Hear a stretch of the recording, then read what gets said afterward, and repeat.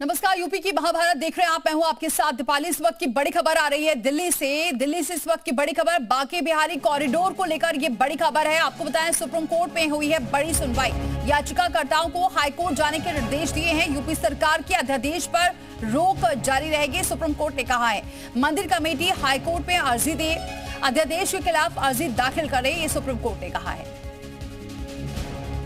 तो इस वक्त की बड़ी खबर दिल्ली से आपको बताएं बांके बिहारी कॉरिडोर को लेकर यह बड़ी खबर है।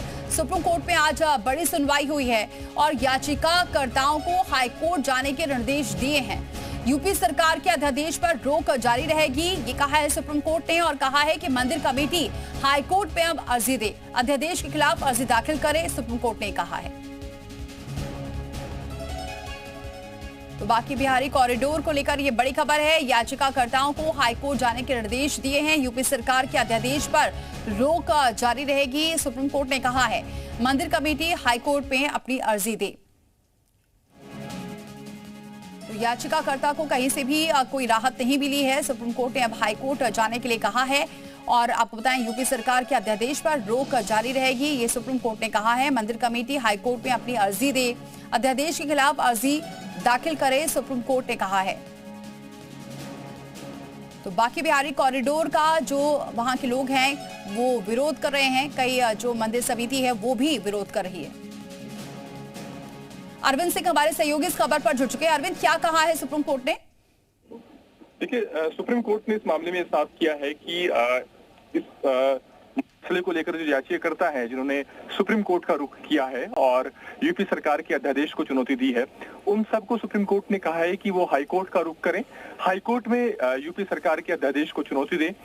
कोर्ट ने साथ में जो महत्वपूर्ण बात है वो ये कही है कि जब तक इलाहाबाद हाईकोर्ट यूपी सरकार के इस नए अध्यादेश पर कोई फैसला नहीं लेता तब तक इस अध्यादेश पर रोक रहेगी।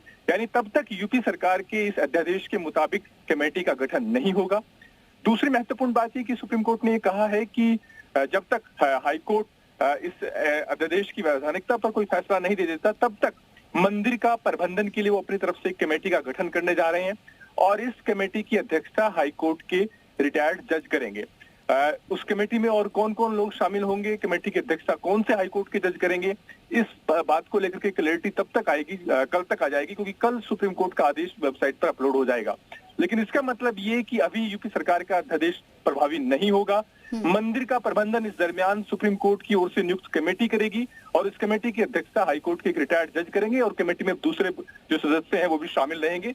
और जहां तक इस अध्यादेश की वैधानिकता का सवाल है, इस पर अब सुनवाई इलाहाबाद हाईकोर्ट में होगी और हाईकोर्ट तय करेगा कि यूपी सरकार का जो अध्यादेश है वो सही है या नहीं।